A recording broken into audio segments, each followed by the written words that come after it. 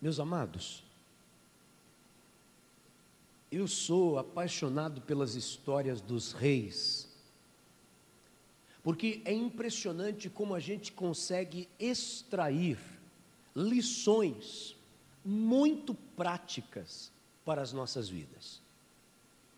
Nessa história que nós acabamos de ler, nós vemos que numa mudança no reino, numa mudança no reinado, houve a oportunidade de que os moabitas deixassem de pagar os tributos como vinha acontecendo até o reinado de Acabe.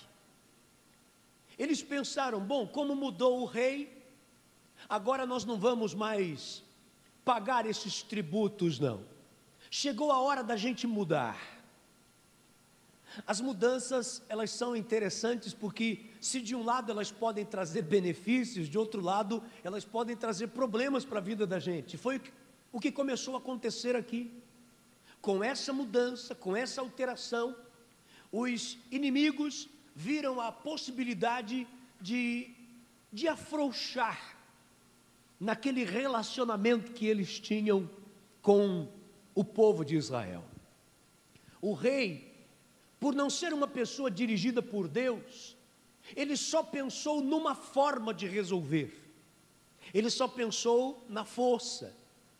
E esta é a primeira lição que eu gostaria de extrair desta história para a nossa vida. Quando nós estamos sem a orientação de Deus, quando nós estamos sem a proteção de Deus na nossa vida, nós temos essa tendência. Nós temos a tendência de tentar resolver as coisas sempre da forma convencional, sempre através de briga, de confusão. Nós sempre estamos sendo tendenciosos a usar o antigo lema do Velho Testamento: olho por olho, dente por dente. Não conhecia outra coisa. Talvez antes seria muito natural que agíssemos assim mesmo. Alguém nos provocava, atendíamos a provocação. Alguém pisava no nosso pé, queríamos devolver o pisão. E essa era também a atitude daquele rei. Ele não tinha um relacionamento com Deus. Então, ele fez o que ele sabia fazer. Chamou os seus amigos e os seus vizinhos e os convocou para uma guerra. Olha, vou lutar contra os moabitas. Vocês estão comigo? Sim, nós estamos. E eles foram. E aqui eu quero chamar a sua atenção para as coisas que deram errado, para que a gente não repita isso na história da nossa vida. A primeira coisa está no versículo 8. E perguntou: por qual caminho atacaremos? Respondeu Jorão: pelo deserto de Edom. Ou seja, ele não consultou a Deus para dar essa resposta. Quando perguntaram, por onde vamos? E ele disse, vamos por aqui. Você não vê a palavra de Deus dizendo, e ele então orou ao Senhor. E ele então consultou ao Senhor. Sabe, irmãos, nós temos visto muitas pessoas nos nossos dias quebrarem a cara na vida exatamente porque não consultam a Deus. Estão agindo de acordo com as circunstâncias. Estão agindo ou dançando conforme a música, como diz o ditado. E estas pessoas, você vai encontrar essas pessoas depois vivendo sempre uma situação reativa, nunca proativa, sempre reativa, correndo atrás do prejuízo, o tempo todo pedindo socorro para Deus. Senhor, estou afundando. Senhor, estou com problemas. Senhor, eu vou morrer. Senhor, estou perecendo. Mas tudo isso poderia ter sido evitado se essa pessoa tivesse tido a sabedoria, tivesse tido o entendimento de consultar o Senhor antes das suas ações, antes das suas tomadas de decisões. se tivesse consultado o Senhor, mas consultado para valer. Não é essa história de, sabe, fazer uma oração vazia, algo apenas dentro de um ritual. Não, obter a certeza, a convicção de Deus no seu coração em relação ao que tem que ser feito. E só depois disso, partir para a ação. Nós usamos Deus, parece que na hora que nos é conveniente.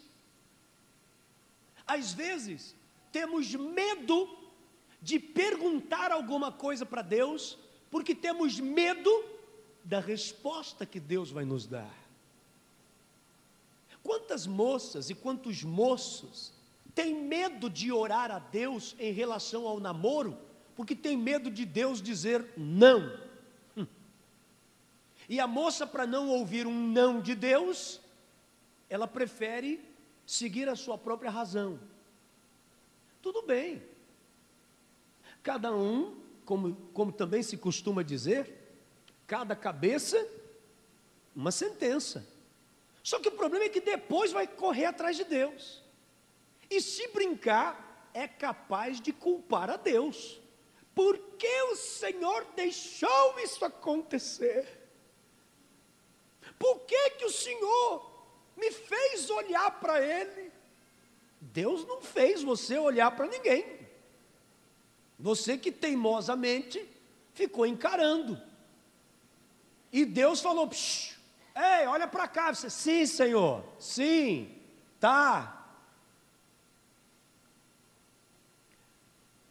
Nós temos algumas formas clássicas na vida de um cristão para saber o que é da vontade de Deus. A primeira delas é essa daqui. A própria palavra de Deus diz: errais por não conhecerem as Escrituras. Tem coisa pela qual você não precisa nem perder tempo orando para saber se é da vontade de Deus, porque aqui mesmo Ele já disse se é ou não da vontade dEle. Você quer ver uma coisa? Puxa, Deus não me responde se eu devo me separar da minha esposa. Ele já disse aqui que Ele não quer que você faça isso. Tem gente aqui que vai ficar revoltado comigo hoje, porque tem gente que adora colocar palavras na boca do pastor, sabe? Ele até modifica um pouco o que o pastor fala para ficar do jeito que ela quer. Está vendo aí? Você entendeu o que o pastor estava dizendo? Ele estava dizendo para me separar. Não, mas não foi isso que ele quis dizer. Não, é porque ele falou nas entrelinhas. Entendeu? Ele falou um nível espiritual elevado. Mas ele falou, eu entendi perfeitamente. Ele está dizendo que é para eu me separar. Aliás, muita gente usa mesmo, não estou brincando não, usa mesmo as minhas palavras para tomar suas atitudes, distorcendo o que eu disse. Tem gente que acaba o culto e vai terminar namoro, e vai terminar noivado, e depois joga nas minhas costas. Calma lá. Pegue bem o que Deus está tratando com você. Pegue bem o que Deus estiver tratando com você. A primeira forma é essa. Veja pela palavra de Deus. Se você está, apenas como exemplo, se relacionando com uma pessoa, onde a relação de valores de vocês são completamente diferentes. Para de entender esse negócio de julgo desigual como se fosse assim: mim crente, você católico, não podemos nos relacionar. Mim crente, você espírita, não podemos nos relacionar. Não é assim.